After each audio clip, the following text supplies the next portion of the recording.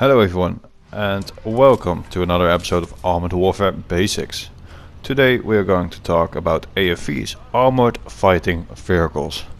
We are not only going to check on what was written about them. I made a somewhat comprehensive text about it, and also we are going to check on my personal opinions. Now, the AFVs. The AFV concept is a very widespread concept. I mean, a armored vehicle can literally be any kind of vehicle with a bodyworks that is made to stop incoming projectiles. I mean, that's actually what a armored vehicle means. So, and of course, an armored fighting vehicle is also made for fighting. Duh. Therefore, you can have lots of variants in this class. Now, mostly AFVs are fast, light, low profile with good camouflage vehicles. Most are built for the main purpose of scouting, fast maneuverability, and as second purpose fighting, because they are usually only fitted with weapons to get themselves out of tight situations. Now you have also other types of AFVs, personal carriers, carry-ish. At least they are armored personal carriers and usually also have weapons. I mean, some APCs, armored personal carriers don't have weapons, but these usually do. And yeah, the other type of AFVs, type vehicles, are usually made for airdrops. At least most of them are, the BMB and BMDs. I think the BMDs especially, they are made very lightweight so that they can be airdropped into tight situations and quickly be deployed on battlefields as a quick reaction task force, so they can outflank and surprise enemies and take out high value targets. These type of vehicles are light, fast built, but tend to have better weapons than their recon counterparts, or more weapon types, so they can do a lot of damage when the enemy least suspects it, or maybe even when they outflank them. And of course you have the more heavy AFVs. These type of AFVs tend to have similar firepower as lighter variants and are less mobile because they are heavier. But this does also give them more accuracy, because most can be fitted with ERA packages, which makes them more protected against heat projectiles, high explosive anti-tank. Now in armored warfare, these vehicles are made tank destroyers. I guess because they have a lot of alpha damage, they do a lot of damage. So I don't know when that's happened. They used to be just normal AFVs, but yeah, it doesn't really make a difference. It's just a class. You can still use them any way you like. Also in the game, they have more health points than normal AFVs, because they are bigger and they can soak up a little bit more damage. Now to translate AFV, real life AFV concepts into armored warfare with this fixed spawn locations, and as I've read, as someone not entirely working camo factors, which makes spotting and scouting a lot harder. I'm not really a spotting and scouting kind of guy. As you could see from my XM vehicle, if I have a fast light vehicle, I tend to more go hunting and try to go spotting on the way. So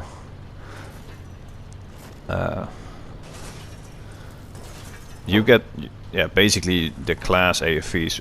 AFVs is a class which has more maneuverability but smaller caliber weapons and less health as light tanks. But they tend to be somewhat faster, maybe not all of them. But this does not mean that they are not useful in game, because actually on the contrary, if used right, they can be a really huge pain in the butt for the other team. You can really wreak havoc, really harass people with them. So yeah, good times. You can do actually quite a lot of fun stuff with AFVs. On the contrary of other vehicles. Especially because they are so diverse. Now we are going to look into all the variants they have in the AFV lines. First of all, you have the Sophie Wolfie line. This one, Sophie Wolfie, has two lines of AFVs. The first AFVs is the BMP AFVs, with starting on tier 2 the LAV 150. You get that when you get both. That's the first AFV you start with. Then it starts with the BMP 1P, the BMP 2, BMP 3, BMP 3M, and at tier 8 the Dragon 125. Then you have the other line, which also starts with the LAV 150, and then you get the XM 800T, the VBL TOE, the Fox, the VBL Ingwe, the VBR, the Crab. I'll just call it a Crab. I don't know if I pronounce this right, and then at tier 10 you have the Sphinx, which is I've heard, really big deal.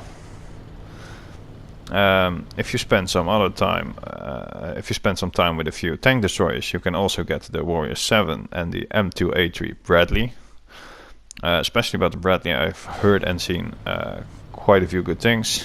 People that really love playing with this thing really deal a lot of damage. And they might be not as mobile as the others, but they are more stable fighters, as far as I've seen. Now for the Marat Shishkin, you start with the Scimitar on tier 2. That's actually a version before the Scorpion. It looks like a Scorpion, but it has a tiny autocannon. And then you can move to the BMD 1, the BMD 1P, the BMD 2, the BMD 4, the BMD 2M, and then your transition. Then you can transit into the old AFVs, but now tank destroyers Ramka 99, Terminator, and the T15 HIFV at tier 10, which is basically the body of the Armata. At least it has the same base body as the Armata.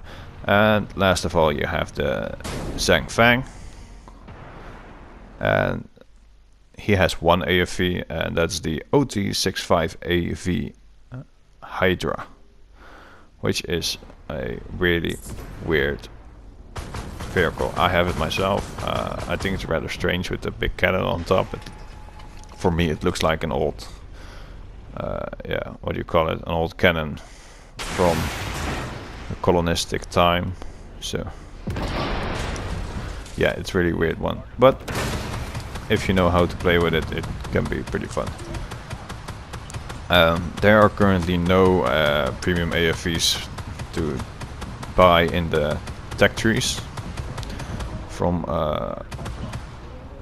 the dealers, but you have the Shark and the Fox packages now, which both bring a AFV. The Sharks bring the Fox premium edition, and the Fox also brings the Fox, I think, or another one.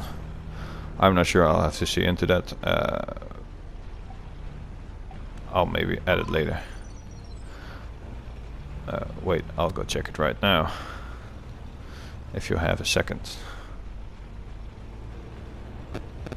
I stand corrected. The Fox packages don't bring an AFV. They bring one main battle tank and 2 tank destroyers. So no premium AFV there. Let me get back to my text now. I usually script my stuff so I can get a lot more done.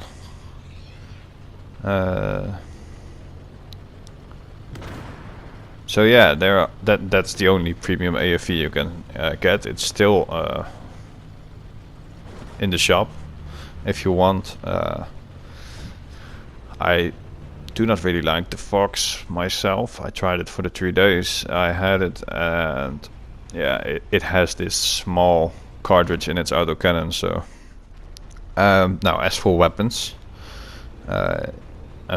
you have some variety of weapons on AFVs.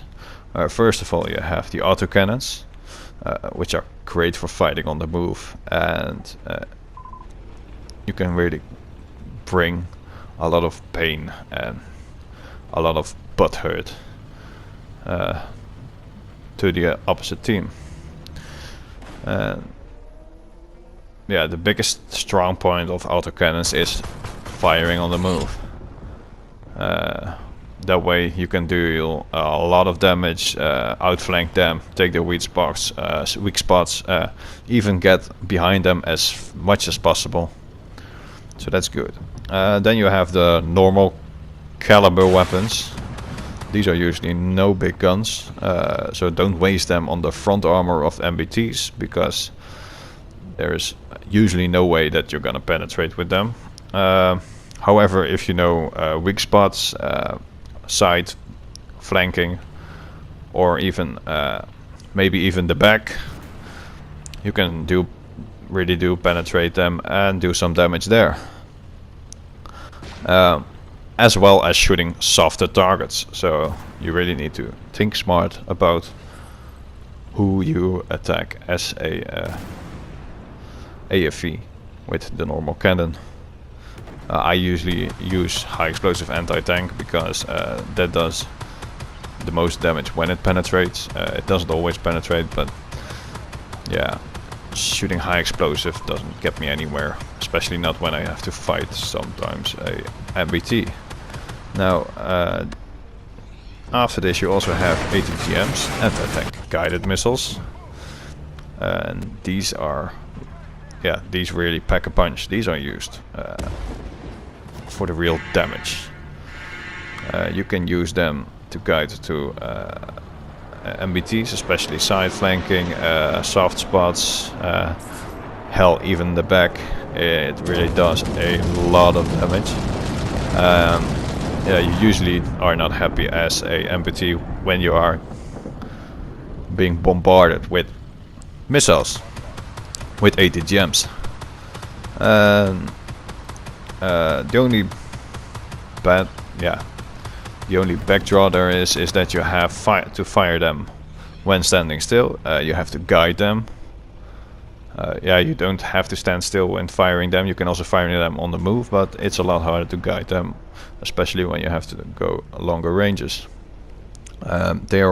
They also tend to be quite easy to dodge at long range, especially by more agile vehicles, more faster vehicles. So yeah, that's the weapons, especially ATGMs. Those really hurt, and if you use it right together with the right commander, you can get quite a lot of good reloading, and you can do quite a lot of damage. Now, as of playstyle, what I really like to do with the autocannon variants is to use their quick mobility and mostly harass lone MBTs, because I always go to the front.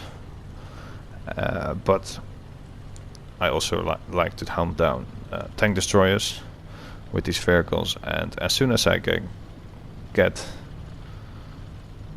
the chance to, especially in team play, I like to flank the enemy when my team is engaging, and on the front I like to go around and flank as much as possible, and just make sure that their lives is a living hell. Now this part is very important.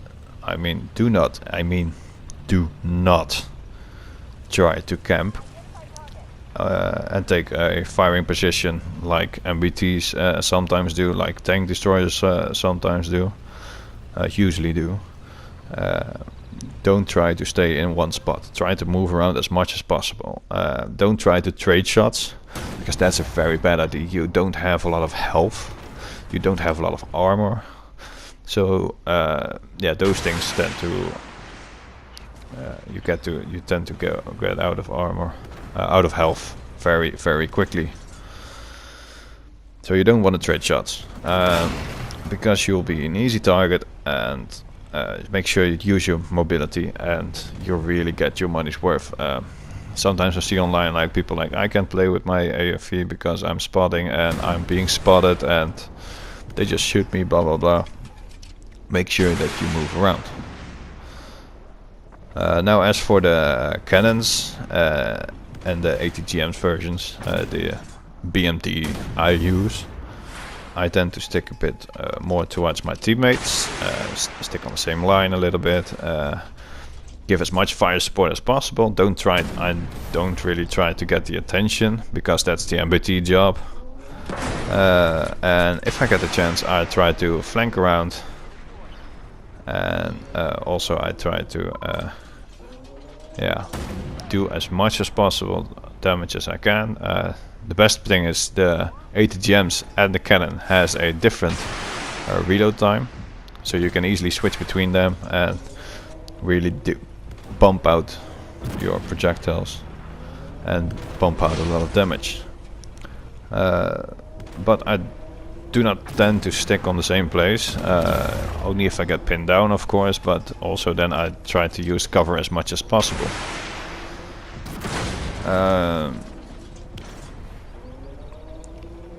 I always try to go into cover when I at least shot once, maybe shot twice, but I try to stay hidden as much as possible, and maybe try from another angle if that's possible.